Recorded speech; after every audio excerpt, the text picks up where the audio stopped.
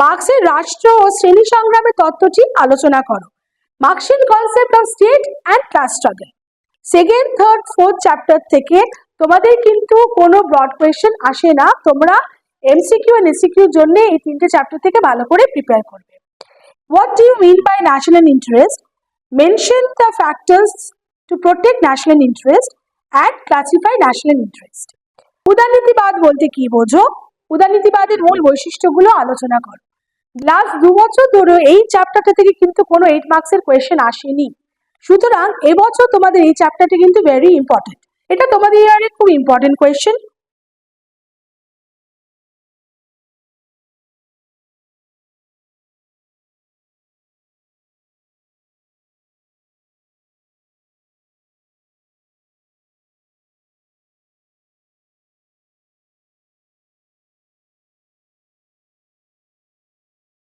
নমস্কার, the e paper digital channel last minute suggestion 2025 অনুষ্ঠানে আপনাদের সবাইকে স্বাগত জানাচ্ছি। আমার নাম লুনা ব্যানার্জি, আমি ভিরিঙ্গি টিন ইনস্টিটিউশনের রাষ্ট্রবিজ্ঞানের শিক্ষিকা। আজ তোমাদের সাথে আমি রাষ্ট্রবিজ্ঞানের কিছু গুরুত্বপূর্ণ বিষয় নিয়ে আলোচনা করব। তাহলে আমরা শুরু করি। আমরা পুরো সাজেশনটা এমনভাবে আলোচনা করব যাতে আমরা প্রত্যেক চ্যাপ্টার থেকে কোন কোন কোয়েশ্চেনগুলো ইম্পর্টেন্ট সেগুলো নিয়ে আমরা একটু বিস্তারিত আলোচনা করতে পারি। প্রথমেই ফার্স্ট চ্যাপ্টার, যেটা হচ্ছে আন্তর্জাতিক সম্পর্ক বা ইন্টারন্যাশনাল রিলেশন। দেখো এখানে তোমাদের 1 নম্বরে মানে 1 মার্ক একটা কোয়েশ্চেন আসে, যেটা হচ্ছে 8 মার্কসের। যে কোয়েশ্চেনগুলো এই চ্যাপ্টার থেকে ইম্পর্টেন্ট সেগুলো আমরা একটু আলোচনা করে নিই। প্রথম প্রশ্ন, ক্ষমতা বলতে কি বোঝো? ক্ষমতার উপাদানগুলি আলোচনা করো। Define power, discuss the essential elements of power. Second question, জাতীয় স্বার্থ কাকে বলে? জাতীয় স্বার্থ রক্ষার উপায়গুলি আলোচনা করো এবং জাতীয় স্বার্থের শ্রেণী বিভাজন করো। What do you mean by national interest? Mention the factors to protect national interest and classify national interest. 3 number question, বিশ্বায়ন বলতে কি বোঝো? বিশ্বায়নের প্রকৃতি, বিভিন্ন রূপ এবং বিশ্বায়নের ইতিবাচক ও নেতিবাচক দিকটি আলোচনা করো। Define globalization, discuss the nature, various aspects of globalization and also the merits and demerits of globalization.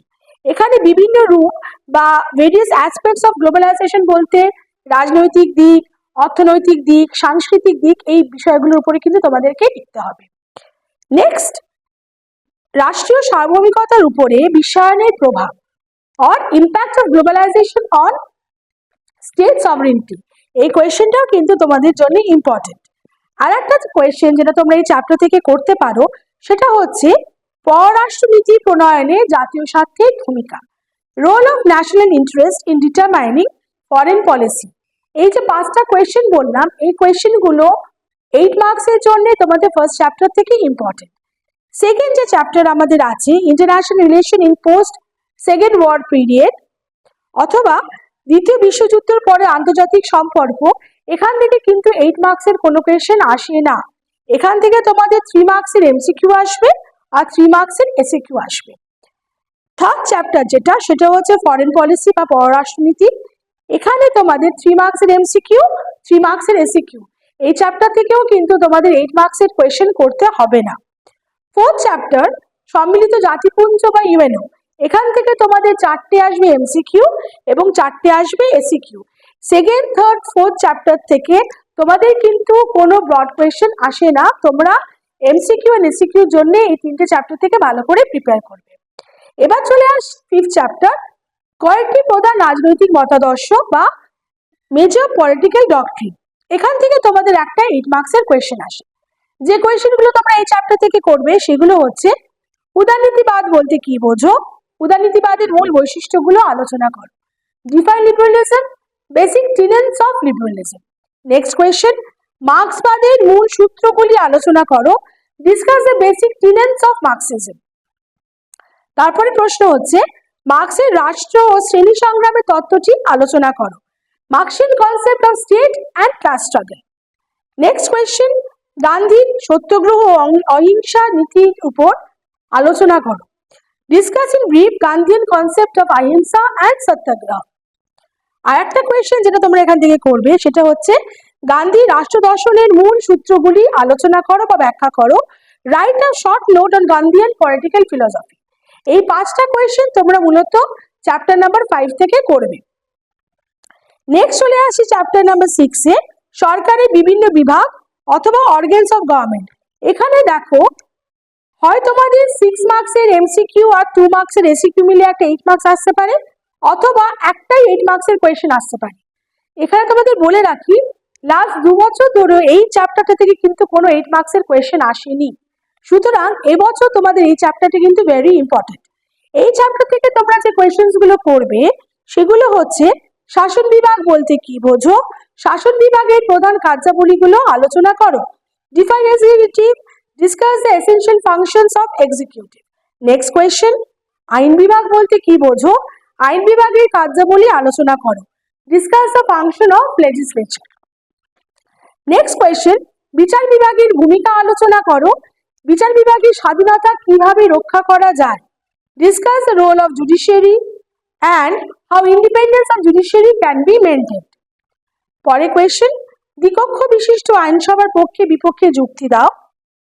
Give arguments for and against bicameral legislature. এই কোয়েশ্চেনটা আবার একটু অন্যভাবেও আসতে পারে। এক কক্ষ বিশিষ্ট আইনসভার পক্ষে বিপক্ষে যুক্তি দাও। Give arguments for and against unicameral legislature. দেখো এই কোয়েশ্চেনটা একটা টুইস্ট অ্যান্ড টার্ন আছে। তোমরা যদি একটা কোয়েশ্চেন করো অন্য কোয়েশ্চেনটাও তোমরা অ্যাটেম্প করতে পারবে। কিভাবে?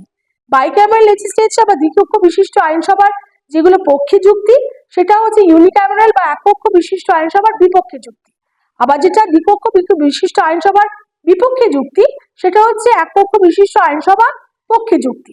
তাহলে তোমরা যদি একটা আনসারকে প্রিপেয়ার করো তাহলে পরীক্ষায় অন্য কোয়েশ্চেন এলেও কিন্তু তোমরা সেটাকে খুব সহজেই লিখতে পারবে।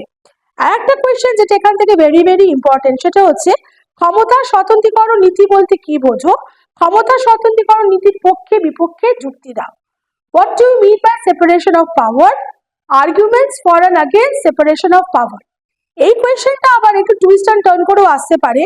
যেমন ধরো কঠোর ক্ষমতা স্বতন্ত্রীকরণ নীতি সম্ভাবনা কাম্য না আলোচনা কর। Absolute separation of power is neither possible not desirable, explain. এটা কিন্তু একই আনসার। সুতরাং যদি কোয়েশ্চেন একটু টুইস্ট অ্যান্ড টার্ন আসে ঘাবড়ে যেও না, ঠান্ডা মাথায় কোয়েশ্চেনটা পড়ে সেটাকে আনসার দেওয়ার চেষ্টা করবে। এবার চলে আসি আমাদের 7 চ্যাপ্টার, সেটা হচ্ছে ভারতের শাসন বিভাগ, এক্সিকিউটিভ ইন ইন্ডিয়া। এখান থেকে তোমাদের টোটাল আসছে 12 মার্কসের কোয়েশ্চেন, এমসিকিউ 2 মার্কসের, এসিকিউ 2 মার্কসের আর একটা 8 মার্কসের ব্রড কোয়েশ্চেন। কোন কোন কোয়েশ্চেনগুলো 8 মার্কসের জন্য এখানে ইম্পর্টেন্ট? ভারতের রাষ্ট্রপতির ক্ষমতা, কার্যাবলী ও পদমর্যাদা আলোচনা করো। Discuss the power, function and position of the president of India. এখানে পাওয়ার্স বলতে কোনগুলো তোমরা লিখবে? শাসন সংক্রান্ত ক্ষমতা, আইন সংক্রান্ত ক্ষমতা, তোমার বিচার বিভাগীয় সম্পর্ক ক্ষমতা এবং জরুরি সংক্রান্ত ক্ষমতা, সবগুলোই কিন্তু তোমাদেরকে একটু ডিটেলসে আলোচনা করতে হবে। নেক্সট যে কোয়েশ্চেনটি ইম্পর্টেন্ট এই চ্যাপ্টার থেকে সেটা হচ্ছে ভারতের অঙ্গরাজ্যের মুখ্যমন্ত্রীর ক্ষমতা ও কার্যাবলী আলোচনা করো। Discuss the power and function of the chief minister of a state. এবার চলে আসছি আমরা চ্যাপ্টার নাম্বার 8-এ, ভারতের আইন বিভাগ বা লেজিসলেচার ইন ইম্পর্টেন্ট। এখান থেকে তোমাদের 10 মার্কসের টোটাল কোয়েশ্চেন আসবে, 2 মার্কসের একটা এমসিকিউ আর একটা 8 মার্কসের কোয়েশ্চেন। 8 মার্কসের ইম্পর্টেন্ট কোয়েশ্চেনগুলো কি কি? ভারতের পার্লামেন্টের গঠন, ক্ষমতা, কার্যাবলী আলোচনা করো। Discuss the composition, power and function of the Indian parliament. Next question, পশ্চিমবঙ্গের বিধানসভার গঠন, ক্ষমতা, কার্যাবলী আলোচনা করো।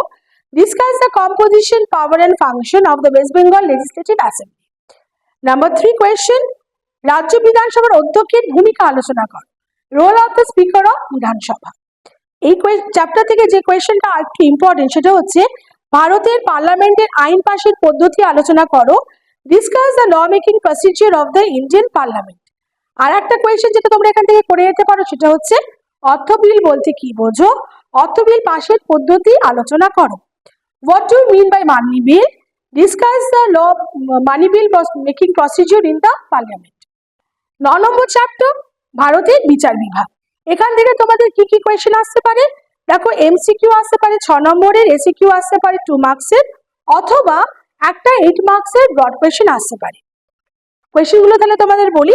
ভারতীয় সুপ্রিম কোর্টের গঠন, ক্ষমতা, কার্যাবলী, composition, power and function of the supreme court of India, এটা তোমাদের ইয়ারে খুব ইম্পর্টেন্ট কোয়েশ্চেন। নেক্সট, ভারতের বিচার ব্যবস্থার প্রধান বৈশিষ্ট্যগুলি আলোচনা করো। সেলিয়েন্ট features of the Indian judicial system. Next, ভারতের ক্রেতা সুরক্ষা আদালতের উপর টিকা লেখো। Write a brief note on consumer court in India. 4 number question, লোক আদালতের উপরে সংক্ষিপ্ত টিকা লেখো। Right a short note on লোক আদালত। এই কোয়েশ্চেনগুলো এই চ্যাপ্টার থেকে ভেরি ইম্পর্টেন্ট। তার মধ্যে থেকে সুপ্রিম কোর্টের গঠন ক্ষমতা, কার্যাবলী আর ভারতীয় বিচার ব্যবস্থার প্রধান বৈশিষ্ট্য ভেরি ভেরি ইম্পর্টেন্ট। লাস্ট যে চ্যাপ্টারটা আছে লোকাল সেলফ গভর্নমেন্ট অথবা স্বায়ত্তশাসন ব্যবস্থা, এখান থেকেও কিন্তু তোমাদের 8 মার্কসের কোনো কোয়েশ্চেন আসে না। এই চ্যাপ্টারটা মেনলি তোমরা শর্ট কোয়েশ্চেন্স এর জন্য করবে। এখান থেকে এমসিকিউ আসবে 4 মার্কসের, এসিকিউ আসবে 2 মার্কসের। তাহলে এই হলো আমাদের টোটাল যতগুলো আমাদের 10টা চ্যাপ্টার আছে, সেই chapter wise total marks distribution এবং কোথা থেকে কি রকমের কোয়েশ্চেন আসতে পারে সেটা নিয়ে একটা সংক্ষিপ্ত আলোচনা। দেখো, chapter number 2, chapter number 3, chapter 4 আর এদিকে চ্যাপ্টার 10, এখান থেকে কিন্তু কোনো রকম ভাবে তোমাদের 8 মার্কসের কোয়েশ্চেন আসবে না। এই চ্যাপ্টারগুলো তোমরা মেনলি পড়বে, থরলি পড়বে এমসিকিউ এবং এসিকিউর জন্য। আর 40 মার্কসে যে তোমার শর্ট কোয়েশ্চেন্স আসে সেখানে আমরা জানি যে এমসিকিউ আসে 24 মার্কস, এসিকিউ আসে 16 মার্কস। তো শর্ট কোয়েশ্চেন্সে তো কোনো সেরকম ভাবে সাজেশন হয় না। আমি তোমাদেরকে এটাই বলবো, তোমরা লাস্ট 10 ইয়ার্সের কোয়েশ্চেন পেপার সলভ করো, অবশ্যই তোমরা কিন্তু কমন পাবে। আশা করি তোমাদের এই সাজেশনটা উপকারে লাগবে। All the best to all of you. ভালো করে পড়াশোনা করে পরীক্ষা দাও। Thank you.